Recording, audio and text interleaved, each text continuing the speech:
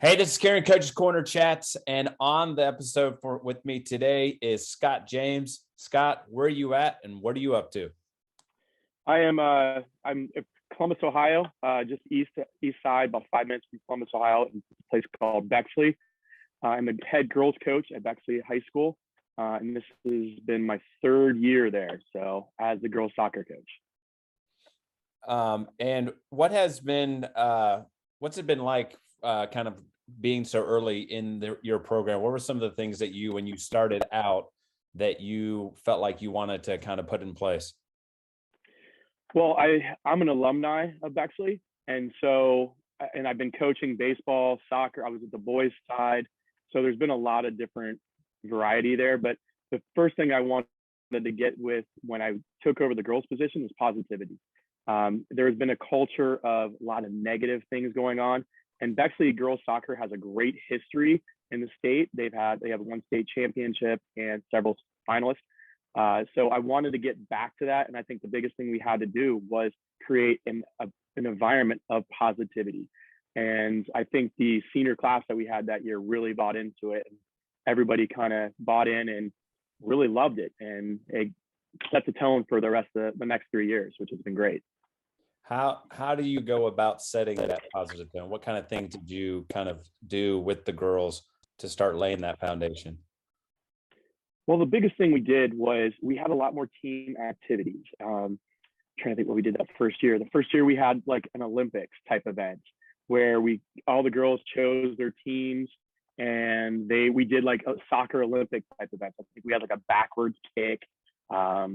We had like a farthest kick with your off foot, just various things like that. We did a 3v3 tournament I called the Trios tournament.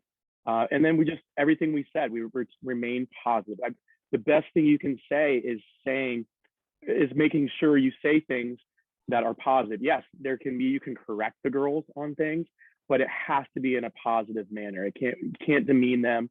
You can't ridicule them. You always have to just be like, hey, here's the other side of it. And I think the girls really appreciated that they're so used to being brought down and everything. And it was kind of like, all right, hey, we're saying this is what we're doing. This is how we're doing it. Hey, you might be not doing what we want you to do, but we're going to encourage you to get it up that way. And so I instituted a lot of a daily text. I had sent out a daily text with a daily quote for the day.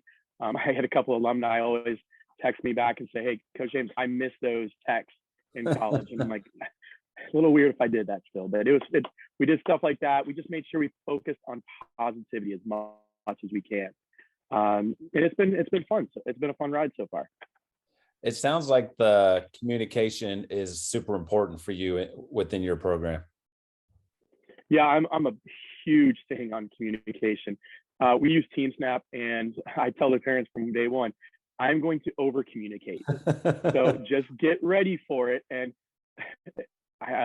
so many times I look at TeamSnap and I look at the emails and they say no email. And I'm wondering if like, oh wow, did I email too much?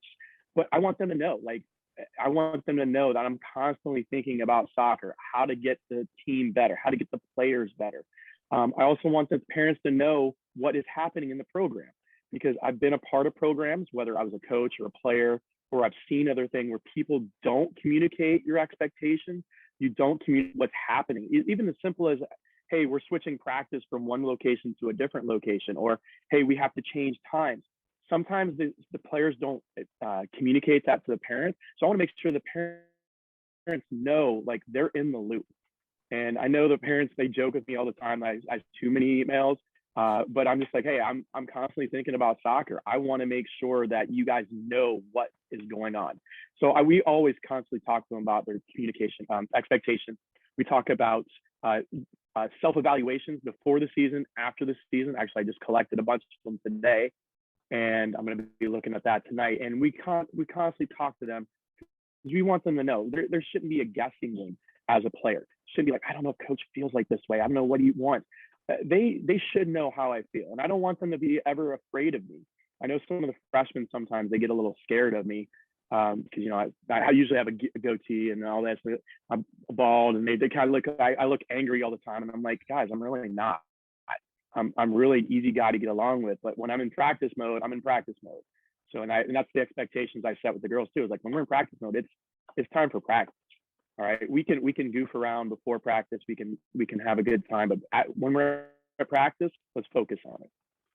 I love the idea of having players understanding like their roles, responsibilities, but not only them, but by putting it out there in the team snap, the parents know. So the expectations are clear across the board. So, even if you're sitting in the stands, here's the expectation I have for your daughter as a player for my team. And it kind of clears up any confusion or ways that people can kind of misconstrue things. Have you coached before being at Bexley? This is my 19th year as a girls soccer coach. It's pretty funny, actually. So I graduated from Bexley 5, and then kind of went to Capital University. I had it with the men's team playing. And then when I graduated at Bexley, I always wanted to be a coach. I actually started at the rec department as a T-ball coach. So I've been coaching for 26 years. My dad was a coach, and I've just always been around coaching. And when I took my first teaching job, hey, go in, meet the administration, make an impression felt, all that. So I remember going into the administration one day, an admin meeting, and I introduced myself. I went to the athletic director. I'm like, hey, if you need anything, I can be a scorekeeper, I can be a ticket taker. I'm a first year teacher. I'm trying to make an impression. Anything you need, I can do whatever you need. Next day, he calls me up. He said, does that offer still stand? I'm like, what do you mean? We need a girls soccer coach. And so at that time, my goal was baseball. I was all about baseball. I thought I was gonna be a baseball coach. And I'm like, I started thinking about it. I talked to my fiance, which was my wife at the time, or now. And I said, what do you think? And I was like, all right, let's try it. I love soccer. I played soccer my whole life. I was an announcer for Bexley as a soccer team. So I'd always been around soccer. It was just, I never thought of myself as a soccer coach. So I took it there. I was head coach at Franklin Heights High School for 7 years for the girls team. We didn't have the best record all the time, but the girls got better and they loved being around the game. I think they loved being at practice more than anything else. And I still stay in contact with a lot of those girls. And so then after 7 years, I decided to step back, and I was just going to take a year off. And then one of the guys who used to be my ball kid when I was in high school, he was the boys coach at the time. He's like, hey, I need a JVB coach. Would you be interested? I'm like, sure. I want to get back in Bexley. I'd love to do it. It'd be great. So I did that for 3 years, and I was varsity assistant for 2 years with the boys team, then JVA coach. And then this girls job came up. And the assistant coach at the time was actually one of my former players from the boys side. He asked me, hey, this job's going to come up. Would you be interested? I was like, yeah, let's do it. It was always my dream to become the Bexley girls soccer coach, just because after seeing all their success, being a part of that first, I was the announcer for their first ever game. It was a fun time. And I was like, you know what? I want to be a part of this and at least bring up the program. And it helps that I have a 10-year-old daughter that really looks up to the girls. She loves being around them. And she's like, Dad, you got to take this. I mean, she was like 7 at the time, but she's like, Dad, you have to take this job. And I think she's already thinking about when she's in high school. So who knows? I've been here since 2019, and it's been awesome. It's been an awesome ride. When you look back at the Franklin Heights time, how were you different then than what you are now? How did you go about, kind of going in like just, all right, let's rock and roll, and the girls enjoyed it, but what things do you look back and go, maybe not what I should have been doing, or that maybe you did differently when you ended up at Bexley? Oh man, I was intense. And I was I was mid-20s. I was all about winning. And I had a lot of rants with the girls for not playing their best. And I was hyper focused on winning. And I look at it now and I'm like, whoa. And there are times in games I had to have the players settle me down because I was just very intense. Also, I was doing a lot of joysticking. I was like, hey, go here, go there, go there. And I was telling them, like a rec soccer coach, hey, let's do this, this, and this. Well, I look at myself now and I'm like, whoa, I don't do that as much as I used to. And I think it was just going through the coaching thing, just going through the coaching experience and understanding that I don't need to control things in the game. We prepare them in practice for the game. And I think just being way too intense on winning. I mean, we never had the best winning record. I mean, I joke around with the coaches we were playing. I'm like, yeah, you have girls who've been playing since they're 4 years old all together. I have girls with like 2 weeks experience, and the girls, and I'm still teaching girls X's and O's and trying to teach them how to kick a ball. But gave me everything they got, and I really appreciated that. Looking back on it now, and I'm like, wow, I'm glad I had that experience just to get my head on right and learn that it's not about winning, it's about developing the program. And I have a lot of girls that I keep track of on Facebook.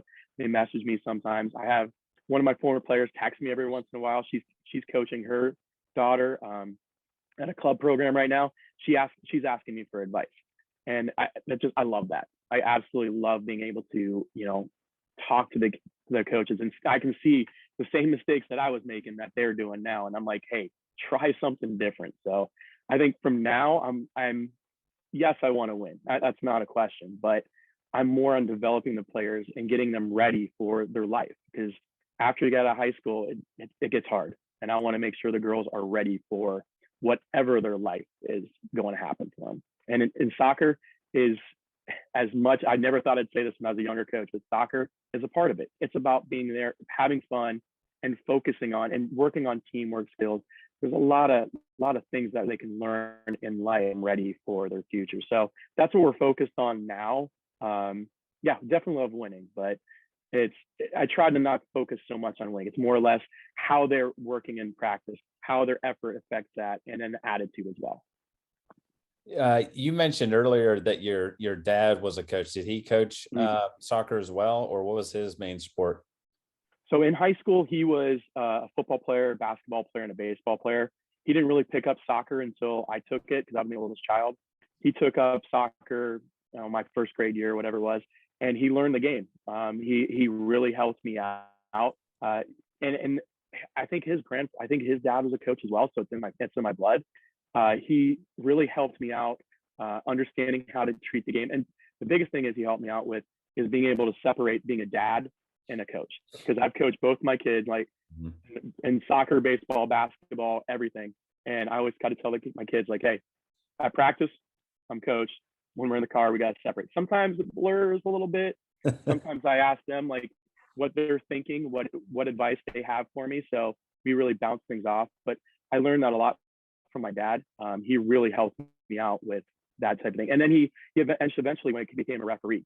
So I would always talk to him. Like, that's the one thing we could really talk about and not argue so much was soccer. And he passed away recently. So I missed that. I wish he could have seen this run. But it was really great to like think that he's up there watching me or whatever it is.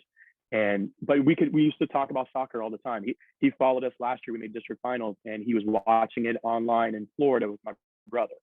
So it was really good to always talk to him about it. I can bounce ideas off him, and he always used to give me a lot of advice about coaching. So I learned a ton from him. That's so awesome. That's so awesome. The other thing I was going to ask, so started with girls, bounced around, did some boys, and now back to girls. What are some of the differences, and what makes the girls' sides maybe a little bit more enjoyable? Well, there's a lot of different things. I've had this question asked a lot, and the boys, they get it quick. And as males, we sometimes just don't even think about it and just go. And they don't want to know the why. They just want to go and go and go. With the girls, I really enjoy them asking me, hey, coach, why are we doing this drill? Or, hey, what's the point of this drill? And you kind of have to explain it. This is why we're doing it. And then we kind of put it into the perspective. All right, this is a midfield drill. We're working on breaking out, getting the balls to the wings, crossing it in. And we give them kind of more perspective. So they're more introspective and understanding the game. And just watching the two sports too. I really love watching women's soccer and girls soccer. It's more technical. It's more tactical. They're actually playing soccer, and I'm sorry, I know you're boys coach, but sometimes they play the game like it's supposed to be played. Where sometimes you see boys teams, it's whoever wins the fight the most. It's just a battle. It's physicality, which can be great, but sometimes it's just not as technical and tactical as it could be. So in coaching the girls, they'll tell you, hey, this isn't working right now. We need to do something better. and just being able to communicate that. So I enjoy the challenge of it. And I'm not saying I didn't enjoy the challenging the boys. The boys, sometimes it was like two rams. We just butt heads a lot and a lot of egos going on. Girls, not so much, which has been really nice. And it helps that I coached a lot of their older brothers too. So that always helps. So I have the family rapport with them as well. I think it goes full circle back to your early on with your over communicating of like, here's Yeah. the expectations and roles. So now the girls kind of understand what they're supposed to be doing, but to be able to say to a coach, not really sure why we're doing this, or I'm not sure what I'm supposed to be doing in this spot, bodes really well for you as you continue to grow this program. Mm-hmm. And I've had it before where a couple of times, I think it was my first year, I was like, girls, I'm not very comfortable with this. Like, I think it was set pieces or something. I can't remember the exact topic it was.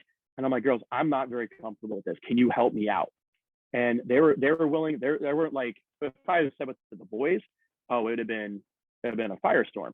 Girls were like, okay, hey coach, we can do this. And then we kind of talked it through, and then we were able to get more comfortable with it. So it's been a good learning experience for me and for them as well. So you mentioned your run this year. So what exactly went down with your group this year? Oh, wow. It was, especially coming after COVID last year. Last year, we were district finalists. We went to overtime, and we were one penalty kick away from winning district final. So the girls were motivated. And I think that really helped us in the off season, because we lost like six seniors from the year before. So we had a bunch of seniors coming back this year, and that's all we talked about. From January 1st, when we did futsal, to weightlifting, to everything in the summer, the girls were really focused on it. So we had some ups and downs. We lost our main keeper right before our second game of the season. She had a concussion, and she ended up being out for two months. And she came back right before the playoffs, which was great because she's already committed to a college. So that was the kind of the glue that we needed. But most of the time we played good. We had a really good schedule. I tried to schedule teams. I talked to a former coach at Bexley. He said, hey, schedule everybody outside your area, just so you can see how other styles work. So we played up at North Royalton, which is up near Cleveland, which is a D1 school. The girls walked in and it was like, this is like a huge place. It was like a college. We went out east. We played an east team. We played a couple North Central teams. We try to play teams a lot around away from Columbus, just so we can get that experience. And I think the North Royalton really helped us, because when we went to regionals, we went an hour away. And so being on the bus for that long, the girls were used to that. And it was really easy for them to get it. But I think it really all came together after our last game. I think we lost our last game of the season, and then it was just like, girls, and it was kind of the seniors realizing, hey, our days are numbered. We don't know how many more days we have. And I think we all really bonded well together and realized, hey, we got to take this, and came together as a team and battled together as a team. We battled a very tough Granville squad in the district finals. They beat us the year before 2-0, and we came out and just played one of our best games ever. We just played very physical, pressing, just a great style. And we came out with the win, and then the regional semis and the regional finals were both really tough teams, and the girls just battled together. They were excited to be there and excited to make this run, and then making to state final four. And we held the team scoreless for 68 minutes or something like that. And we played good. And I think the girls are starting to realize that, hey, we're a good squad. And it was more or less us talking to them, back to that positivity, is constantly talking. Even if we had a bad performance in the regular season when we knew we should have played well, was, girls, you're better than this, right? We want elite soccer players. And that means you have to go out and work your tail off in practice. I don't care what's going on with your friends, with your school, family, whatever, you focus on practice. Get your focus here. And it was constantly reminding them that and telling them, hey, girls, you're one of the best teams in the state. You just got to focus. And I think they started buying into it in the tournament. And that's how we were able to make that, great run. It was like a week ago, and I can't believe it happened. It was awesome. One of the things, because I went to a couple of the state final games on the boys' side this past weekend, and one of the things that stood out for me, and you mentioned it, was in the game, all four goalkeepers I thought were spectacular. Just solid with their, solid hands, great distribution, just like in the chaotic moments seemed to be calm. So it sounds like it was a huge, huge boost getting your keeper back. Oh, it was huge. She was our starting keeper for the last 2 years, so she's a senior. I think she only gave up in the last 2 years, maybe 10 to 15 goals or something, even this year. And she stood on her head, to use the hockey term, at Granville against the district final. Even in the state semifinal, she stood on her head. Like she was the rock that we were missing in the back line, because our back line is extremely solid, and we needed that consistent performance. And the girls that stepped up for her while she was gone, they did great too. It's just sometimes we just had some momentary lapses, and she came in and was playing awesome. And we really fed on that, and that really helped us out. Yeah, so it's just like hockey. You can ride a hot goalkeeper as long as you can. And yeah, I watched the girls D2 final. You have solid goalkeeping, you can go a long way. So yeah, I think next year we'll have some solid goalkeeping as well. So hopefully that can keep us going. So that was going to be my next question. So here you are in year 3. I'm about to head in year 3. I'd love to make a run like what you just did. But where do you go from here? Like what was kind of the post-game discussion, and then like talking with your staff, what are some of your future, like, all right, so last year you were so fired up to get back, and because you knew you were so close. Now you've gotten even closer. What's the mindset? What kind of things do you take away from the whole experience? Well, we had uniform pickup today, and I was talking to the girls. I'm like, girls, our schedule is not easy. I'm a big firm believer of getting a tough schedule to prepare you, to get you battle tested for the tournament. And I told the girls, hey, we're having a tough schedule. Be ready for it. And all the girls, I mean, they're in different sports right now, and I probably shouldn't say this, but they're all, coach, we miss soccer. Like, she plays basketball, and I went over to go watch her, and I yelled her nickname, and she's like, coach, I almost cried when you said that. She's like, I miss soccer so much. And I'm like, dude, it's okay. Play on that. Focus on basketball. You're doing great. But it's now the motivation is to get in there, to get in the weight room. We haven't really had an official meeting yet with the girls because, the Ohio high school rules. Mm-hmm. But we're looking at it is we're hitting January 1st hits. We're hitting the weight room, and we're doing futsal. And I think we have a good junior class that's going to be really leaders, and they're going to get the girls to buy in. And I think every girl from, our bottom girl and JVB up to varsity, they saw the run. Most of the girls came to the games with us, and I think they were living vicariously through us. And I think they see themselves, hey, we can make this step. And now they believe. And now they have to realize, hey, we're going to have a target for most of the season next year, if not all the season. And it's working hard in the off season. And that's going to be the number one target. When we have our awards ceremony, I'm going to be like, girls, guys, we got to focus on the winter. Winter and spring and summer are the times to shine. That's how we get better in the fall. But staff, we're all ready, fired up. I think we're on a group text. We're always texting each other and stuff that we have. I think that's the worst thing about being out of season. I see all these things on Twitter. I see all these things on Instagram, like good practice. I wish I could do this right now. So I text them to everybody, and everybody loves it. So I think we're going to be very motivated next year. And I think we have a good shot. We have a lot of good returners, solid returners coming back. Are you excited to one day possibly have your daughter on the team? Yeah. As much headaches as she can cause me sometimes. I love the girl. She's around every single time. And I what she really loves is that they're like big sisters to her. Like, she sees them as all big sisters. And all the girls, my wife always asks me, are you sure the girls like her? Are you sure girls like her around? I'm like, the girls here today? Is Aubrey going to be here today? I'm like, no, she's got X, Y, and Z going on. No, I can't wait to get her up there because I know her class is going to be pretty good. And she took a year off from soccer. I'm trying to convince her to be a goalie because she has really good hands and good foot skills or footwork. But I don't know. Yeah, I can't wait to get her in there because I've coached her in softball, I've coached her in basketball.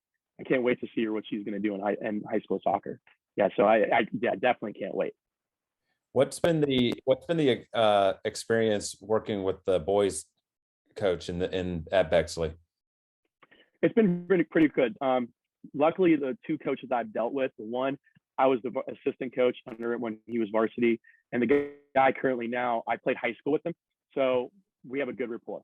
So like the JVA coach, who was my son's coach, I taught him at Franklin Heights. I got him into coaching. So the JVB coach actually, I coached club with him. So, and then the varsity assistant, I coached him on the boys side. So we're all very familiar. I think that's what we didn't have before, is the girls coaches and boys coaches didn't really mesh very well. I'm trying to make sure that, like, we're a big brotherhood, like our big family. The boys came out to our games. We came out to their games. I'm getting texts from the boys coaches. We're texting back and forth. We're trying to make it sure it's not just boys soccer, girls soccer. It's Bexley soccer. And that's what we're looking at. And we have a group rapport. I bounce ideas off of him. He bounces ideas off of me. It's been great. It's been great to work together. I'm sure we'll probably have some problems later on, but otherwise it's been great. We can work well together. We can share half the field with each other. It's been great. The one thing that I've enjoyed hearing is that it seems like everything along the way has been someone you've kind of made a relationship. Yeah. When someone's like, hey, do you want to take over the JVB team? Or, hey, would you like to? And even this, it's cool that the coaches that are within the Bexley program are ones that you've either coached or you've played with or worked with, and continues to go back to that communication, relationship, all those types of things you continue to share. Yeah, and that helps. And that's what Bexley is. Bexley is a community of like 2.2 square miles. We're a suburb, but everybody knows everybody. And then once you graduate, you leave for a little bit and then you come back. We have a small town feel. Like, you pretty much know everybody that's ever graduated through here. And everybody comes back. They bring their kids back because the schools are fantastic. So they want to make sure they have excellent schooling. And then they always share along their love of sports too. So yeah, pretty much all the Bexley people, you're like, oh yeah, I went to high school with them. I know this person. I know that person. So that's been the great thing. That's why I was born in Florida, and we moved up here before my freshman year of high school. And I always thought I was going to move back to Florida. I left Bexley for a few years. My wife was like, hey, we can get a house here. We came back to Bexley. So it's just a small town feel. Everybody loves being around here. It's awesome. Well, you even said that when you graduated high school, you're like, I'm going to end up back in Bexley and I'm going to coach here, which I think is so cool. Like you said, the people of the town are like so ingrained with that. Was there, what was the community's did they rally around the girls as they went through this playoff experience? Yeah, it was pretty cool. There's a lot of Facebook messages. I would always get tons of texts from people. They always come out to the games. I think I would say the regional semifinal, we had a few hundred people there. A lot of people were following us on Twitter. I would always get texts from people. They seem to really rally around, especially if you had kids in the program or kids. I had on the state semifinal, I had 3 of my former players, the seniors from my first year, were there. I had a couple parents from there. It was great to see them. And I looked at a couple of them like, guys, this is for you. You guys started this. Like, I hope you guys realize you're still a part of this program. It's been awesome. And that's the thing about Bexley is when there's somebody being successful, everybody rallies around it and they will be there for them. So yeah, we had a great community support. I'm hoping to get us in a spoiler alert to my players if they're listening. We're gonna have a parade. I'm gonna try to get us a float in the July 4th parade. I just talked to a city council person last night. They're gonna have us at a city council meeting. So I'm like, I didn't think that was possible, but hey, if they're gonna have this, it's great. It's been a great to unite the community with soccer, it's been a great. I think that's so cool when they start to realize the impact they're making beyond just the field. And you even talked about earlier, just like, I'm preparing these girls not only to be really good soccer players, but for life, and to be able to have some alumni come back, or the parents that you've made a connection with, I think speaks volumes for that. The neat thing about this is, you said Bexley had a rich kind of history of having success, then had a kind of a dry run. Has it been exciting to see that you kind of took this challenge on, let's try to get this Bexley ship righted, and here you are rocking and rolling? So how much do you take and say, hey, I'm glad I've done this, but the job's not done? Every day. the coach who was part of the run and stuff, he texted me. Scott Dempsey texted me. He's like, "Hey coach, you're doing great," because he's an alumni too. He's like, "Good job getting it back and forth and like getting it back on there." I'm like, I'm just trying to keep my head above water right now. Like, I love the ride. It's a great ride. I just want to make sure we're doing the right things every day, and that's the thing, is trying to make sure the girls are doing the right thing in the classroom, right thing out in the community, and everything else will come. Like we'll put the work in off season. We'll put the work in the summer. It's making sure we're being a good human being more than anything else, and then we'll come. Whatever success happens. I never thought I'd say that. Ask me 20 years ago, I would say that. I'm like, no, I want to win, win, win. I've matured. I can't believe I'm saying this, but it's doing the right thing and making sure that they learn from it. And I've had a couple of parents tell me this, and it's great that these girls are going to have this experience with them. Like we rode a coach bus to the state semi. All these great memories that they have are because of this run. And I want the younger girls, to see this. Hey, it's possible. You can do this. You saw these girls do it. You were part of the program. It's getting them to believe in themselves more than anything, and just being a good person. I mean, that's what we're trying to do more than anything else. Is there a feeder program, like a middle school program or anything like that? Or is it mainly just once they get to you, they've either played club or rec soccer? Yeah, mainly it's club and rec. The finances aren't very good for a middle school program for us. I'm trying to work on that. I'm still trying to, we have a lot of location issues. So we don't really have since we're only 2.2 square miles, excuse me, we have to rent fields from places. And sometimes the money doesn't work out that way. So we're still trying to work on that. I would love to have a middle school program. It would be fantastic. We're just not at that stage yet. So we get a lot of teams. We got a lot of girls from club. We get a handful of girls from the rec programs. And that's the biggest thing, is just trying to get them to play year round. So I'm sending out an email here to the 8th graders here tonight to get them excited for January, hopefully. The one thing too you mentioned earlier was like sharing. You get one half and the boys get one half. So what's kind of dynamic? Because I think a lot of people look at it and go, "Oh, they're doing really well because they've got their own field and they get to have all these facilities." And you were talking about when they went to the team up north and they were like, "Wow, this is amazing. This is like a college campus." So what is kind of what size is Bexley and what have you? So we're Division II. We only have 2 turf fields. So we have the main field, and then we have a practice field. The main field is usually taken up by football, and so everybody has to play around football. And then we have middle school football, boys soccer, girls soccer, field hockey, to all figure out time space. So it is a logistic nightmare. Mm-hmm. Luckily, I love scheduling, so I'm kind of help organize things. We also have a grass field, but I always tell my girls I will not practice on grass fields, just because, and it's not even a good grass field. It's really a dog park. So we have to dodge dog stuff, obstacles, dogs itself sometimes. And we don't play many games on grass. We only play on turf. So our time frames, and one of the things I tell the parents in the beginning, hey, some days we'll be at 4:00, some day we'll be at 5:30, some day we'll be at 7:30. Just it's how it fits. Luckily, we're able to get most of the time we get a field to ourselves. We'd share with our JV team. Sometimes I would have to beg and plead the boys, "Hey, can I get a half a field for maybe an hour?" Just because of space wise. Because if there's a field hockey game or a middle school football game going on, we lose that main field, and now we only have one field for 4 teams. So it's just kind of finding the right delicate fit more than anything. I think it's kind of cool because it's real life, control what you can control. So girls, I know this is maybe not ideal, but look, we're going to make the best of it. Here's what we're going to do. And then rock and roll, and then gives them the appreciation, like you said, of taking a chartered bus and going to some games and stuff. And you're like, wait, this is really cool. You put the work in. The stuff that people don't see can give you opportunities like what you got to experience this year. Yeah, it was nice. Well, we had a clap out for the state semifinals, and the girls are walking around with their phones, taking videos, and all their classmates are standing there clapping for them. And then they saw the bus and they were just floored. And I'm like, hey, if you get this far, like you said, if you get there this far, this is the spoils right now. Like, this is good. Let's enjoy this, but we still have work to do.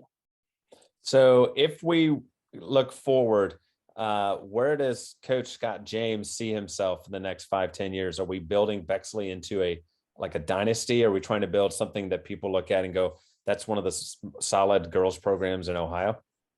That's my goal. That's my goal. I have no indications going anywhere else. I mean, my daughter's gonna be in 6th grade next year, so I've got a few more years, but I still got like 11, 12 years left of teaching. So I don't plan on going anywhere. That's my goal, is to build, get Bexley back to where it was in the early 2000s, just to get it to be a program and just be respected more than anything else. Because I want people to go, hey, they're doing things the right way. They're doing it how it should be done. I want to make sure we have a good reputation sportsmanship wise. I don't want to be a bunch of jerks. Like I told the girls, hey, let's always pick up the opponents. Let's be good about things. So yeah, the goal is to try to build a dynasty, but I'm more worried about trying to build better people right now than anything else. Is as you kind of look forward, I just drew a blank on what that guy was going to say. My goodness. I was going to ask the Bexley, in terms of, you said it's really close to Columbus. So what are some of the other like bigger schools that maybe you look at and go, that's something we'd kind of like to be similar to? I'd say New Albany, which is a D1 school up in Northeast Columbus. It's a very affluent area. That's kind of what we are, a more affluent suburb. Let's see here, what else? Olentangy, which is a little north of us, is a Division I program. Hosting Granville is always a top team in Division II, which is the same size as us. Those type of teams are the teams that I'm looking at trying to be. A Watterson, I want to be like those type of teams, so we can be ready and face everybody else in the state. And you were talking about playing all the year long. So is it just kind of futsal and weightlifting, or are there other opportunities that you have open fields and such? So what we do in January is the seniors, with the seniors to be, I just say, hey girls, we're gonna play futsal. I schedule the dates and the girls do everything else. I just go and watch, which is fantastic. I just sit there, I'll keep track of time, laugh at people if they start falling on the ground or something, but I sit there and watch. We'll do weightlifting, and then excuse me, we'll probably do open fields in the summer, and then whatever Ohio High School decides with the 10 days. Yes. And then we'll use our 10 days. We are in a summer tournament, and we do a summer team camp. So that's pretty much what we do in the summer. And then August 1st, we hit the ground running. That's always the goal, is in the summer is we kind of ramp up. July, I tell the parents, hey, July, try to don't schedule any vacation.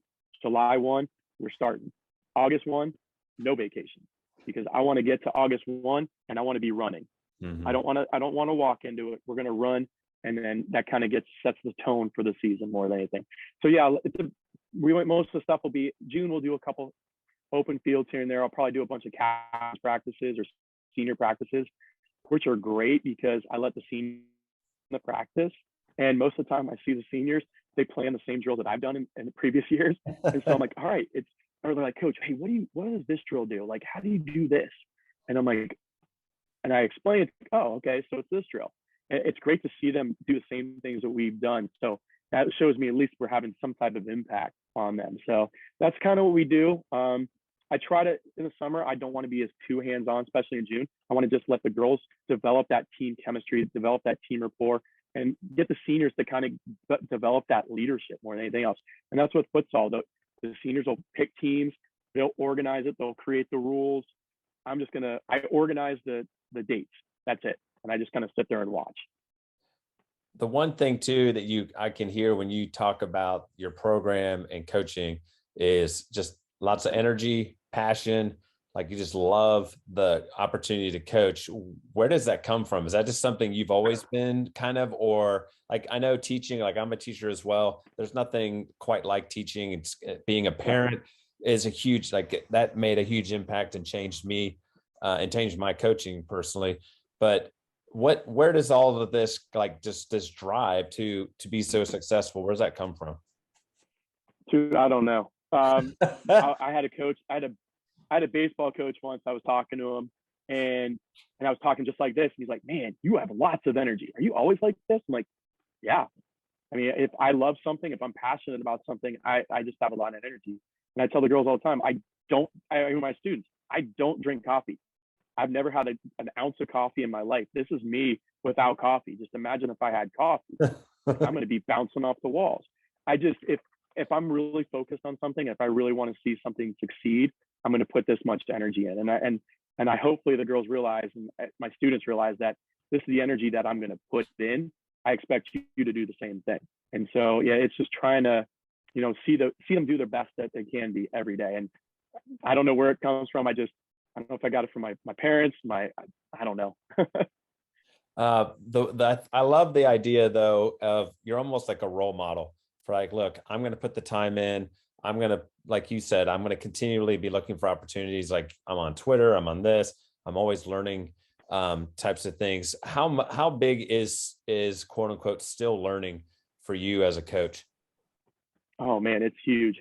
We came up, we didn't come up with it, but a few years ago, at my school, they talked about the growth mindset, and that just blew my mind open. And I just constantly need to keep learning. And I don't want to be, I've always said this, I do not want to be that teacher who just puts his feet up on the desk and go do your assignment, you're done. Or the coach just rolls the balls out.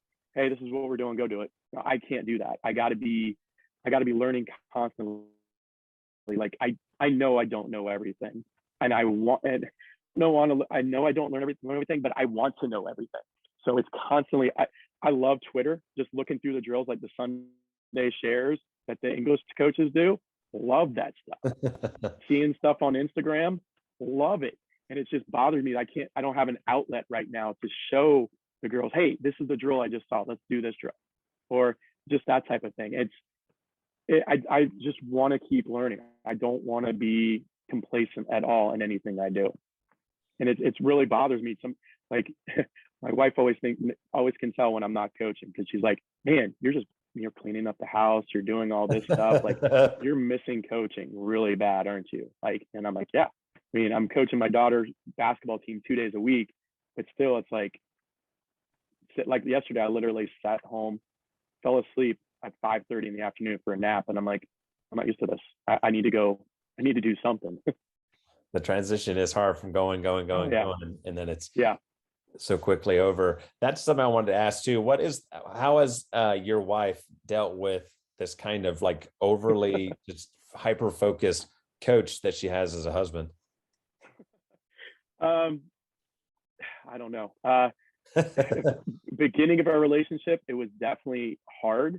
At definitely the Franklin Heights years, it was definitely difficult on her, especially with when our kids were younger. Now that our kids are a little older, she kind of understands that this is who he is. I'm not going to see him for a little bit. Mm-hmm. She just requests that I go on a couple of dates with her here and there, and I'm like, all right, that's cool. I mean, during the tournament run, we had a date every Friday night of the tournament run. So I'm like, I'm superstitious. I'm like, we have to keep doing this. We're going to go out for a date every Friday night now. So she knows that when soccer's over, she's got me for a couple of months, and then baseball hits. So she knows she's got me for some time, but she knows that I'm doing things good for the girls and that I'm always going to be there. But she's very patient, and I really 100% appreciate it. Like, I don't know where I would be without this. I mean, for our regional finals, she took my son, who's a sophomore, and 7 of his friends who are sophomores in our van to the game. And I'm like, honey, what are you doing? Like, you just took 7 or 8 sophomore boys. You're insane. But she handled it. She was great. She was like out there in the game. Like, we won the district final. I'm looking around. All of a sudden, boom, there's my wife right there. I didn't know she was there. She's there, very supportive. I love having her out there. She's like definitely my biggest fan. She's also she'll tell me, hey, why did you do this? Mm-hmm. Why didn't you do that? So it's but she's been awesome about it. She's been great. I love having her at the games and getting her feedback from it as well. That is so awesome to hear. Scott, I've really enjoyed this chat. I'm going to go ahead and shut it down. I appreciate you being on the episode. This is Kieran with Coach's Corner Chats, and I'm out. Oh, hold up. I forgot to ask a question. We're not going to shut it down yet. Hey, if people want to connect with you, what's one of the best ways for them to connect with you? and keep kind of following you and Bexley. My email address is scott.james, it's 2 T's, SCOTT.james at Bexley, BEXLEY.US is my email. Twitter, I'm Coach James 25. On Instagram, I think I'm Coach James 25 too. It's very shocking. So yeah, it's follow me there. I try to do inspirational quotes on Twitter every once in a while. Instagram, I just post pictures of me and my family. That's pretty much all I do. I'm not that exciting. Well, I will share all of that information in the show notes and what have you. But again, I appreciate you hopping on. This was awesome to kind of hear some of the backstory because I was following it on Twitter and the run that you kept making. And we kind of talked maybe a month ago. You had shown interest in chatting, and then you all kept winning. And I was like, oh, this is so cool. It keeps getting put off, but I love it because it's for a good reason. Well, thanks, Karen. I appreciate it. It was great talking to you as well. All right. Hey, I'll actually shut it down for real this time. This is Carry Coach's Corner Chats with Scott James, and I'm out. Peace.